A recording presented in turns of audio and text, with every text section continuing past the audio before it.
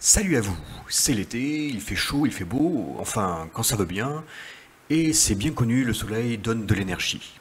Cette énergie, elle m'a servi ces derniers jours à mener ma petite enquête sur les suites arithmétiques. Alors oui, je vous entends déjà hurler à la mort en disant que non, vous n'êtes pas d'accord, que c'est trop simple. Mais ça, c'est avant que je vous dise qu'il existe différents types de suites arithmétiques. Alors, on gueule encore? Mon enquête m'a mené jusqu'au Québec et vous allez peut-être apprendre quelque chose à travers cet épisode de Math Investigation Summer Edition.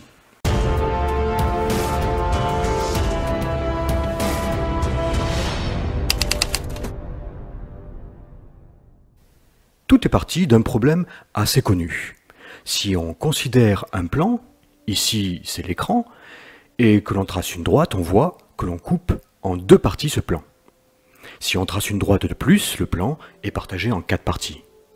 Si on trace encore une droite, apparaissent au maximum 7 parties, et avec une droite en plus, ce sont 11 parties au maximum que l'on peut faire apparaître. La question est de savoir le nombre maximal de parties que l'on peut former avec n droites. J'ai alors posé tout naturellement U indice n ce nombre. Ainsi, U0 égale 1, car sans aucune droite, il y a une partie du plan, le plan lui-même. U1 égale 2, U2 égale 4, U3 égale 7, U4 égale 11, etc. On voit que pour passer de U0 à U1, on ajoute 1. Pour passer de U1 à U2, on ajoute 2. Pour passer de U2 à U3, on ajoute 3, etc. On remarque alors que la différence entre chaque nombre rouge est constante, ici égale à 1. Donc la suite des nombres rouges est arithmétique de raison 1.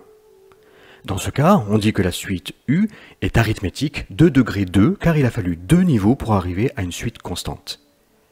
À partir de cette observation, on peut exprimer les termes de la suite rouge.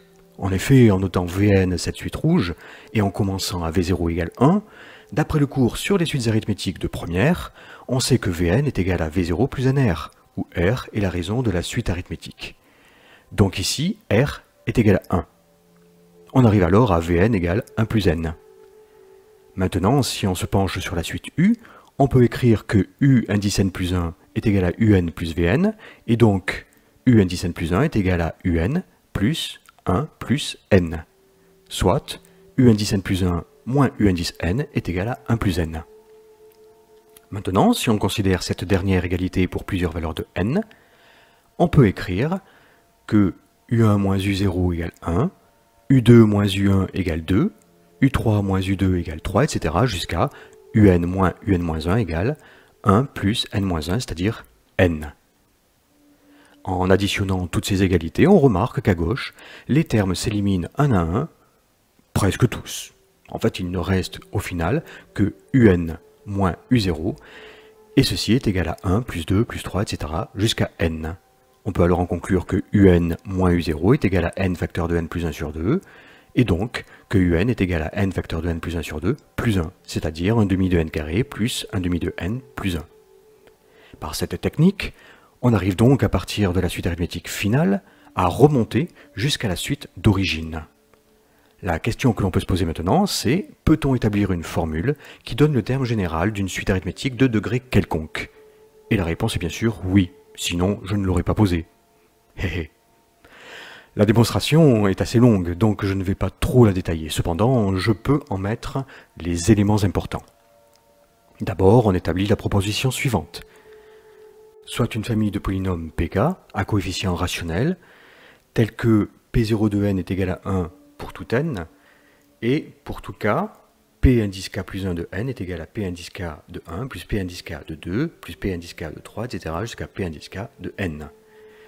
Alors, p indice k de n est le coefficient binomial n plus k moins 1, k. Elle se démontre assez simplement par récurrence sur k. À l'aide de cette propriété, on peut alors établir le théorème suivant. Soit U indice n de niveau 0, une suite arithmétique de degré d et de raison r. Alors, U indice n de 0 est égal à ce qui s'affiche à l'écran.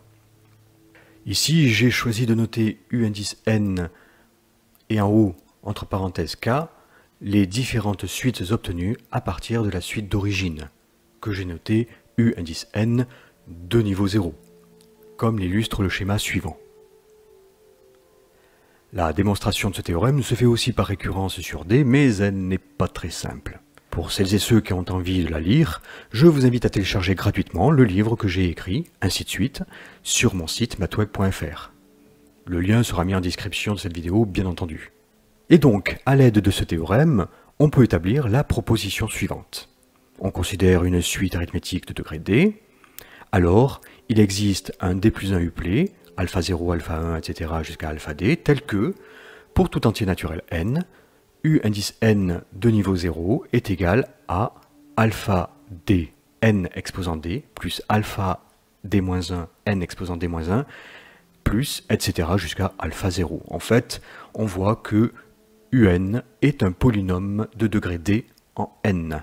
Pour déterminer les coefficients du polynôme, il suffit de résoudre le système suivant, qui est un système de Van der Monde. Son déterminant vaut donc D qui est égal au produit des j carré moins i carré, pour i plus petit que j, i et j étant compris entre 1 et d plus 1. À l'aide de la formule de Cramer, en notant comme ceci, on obtient tous les coefficients alpha k.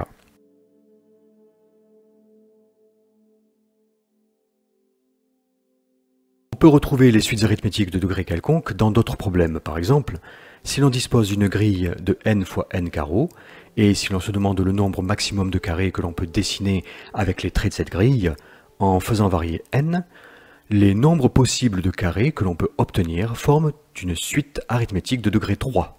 Si on regarde pour n égale 2 par exemple, on voit que l'on peut faire 5 carrés différents. Ici, j'ai reporté tous les cas pour n variant de 0 à 4. On voit qu'on peut faire 0 carré en prenant n égale 0. Avec n égale 1, on peut faire 1 carré, la grille elle-même. Pour n égale 2, donc, il y a 5 carrés au maximum que l'on peut former.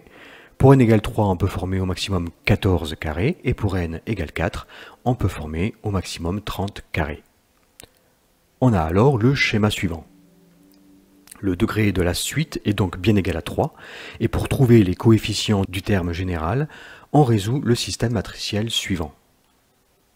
Et finalement, on obtient que U indice n de niveau 0 est égal à 1 tiers de n au cube plus 1 demi de n au carré plus 1 sixième de n. Connaissez-vous les nombres polygonaux? On peut les représenter ainsi. Voici les 4 premiers nombres triangulaires. Maintenant, voici les 4 premiers nombres carrés. Et là, ce sont les 4 premiers nombres pentagonaux.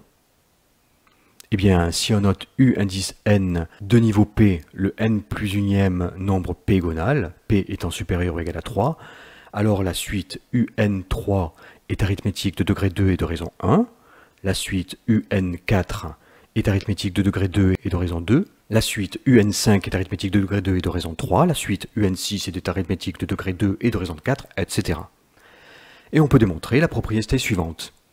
Si UNP est la suite pégonale, pour P supérieur ou égal à 3, UNP est égal à n facteur de 4 moins P plus P moins 2n, le tout sur 2. Voilà, vous en savez un petit peu plus sur les suites arithmétiques de degré quelconque. Alors si vous avez la curiosité de regarder sur internet ce que vous pouvez trouver là-dessus, vous verrez que vous serez un petit peu déçu parce qu'il n'y a pas grand-chose. Moi-même, lorsque j'ai fait mes petites recherches, je ne suis tombé que sur un site du Québec qui parlait de quelques petits exemples, ceux que nous avons vus en fin de vidéo, mais il n'y avait aucune théorie. Et c'est la raison pour laquelle d'ailleurs j'ai souhaité démontrer ces théorèmes-là. Voilà, je vous souhaite de très bonnes vacances et à très bientôt dans une prochaine vidéo.